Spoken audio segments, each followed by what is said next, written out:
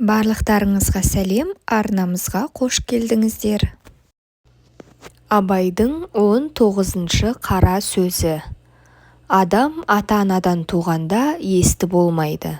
Естіп, көріп, ұстап, татып ескерсе, дүниедегі жақсы жаманды таниды дағы, сондайдан білгені, көргені көп болған адам білімді болады. Естілердің айтқан сөздерін ескеріп жүрген кісі өзі де есті болады. Әрбір естілік жеке өзі іске жарамайды. Сол естілерден естіп, білген жақсы нәрселерді ескерсе, жаман дегеннен сақтанса, сонда іске жарайды. Сонда адам десе болады.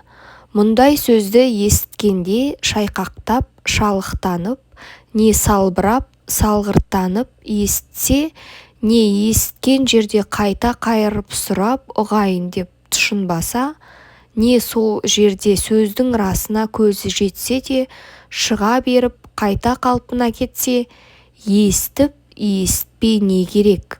Осындай сөз танымайтұғын елге сөз айтқанша, өзіңді танитұғын шошқаны баққан жақсы деп бір хакім айтқан екен.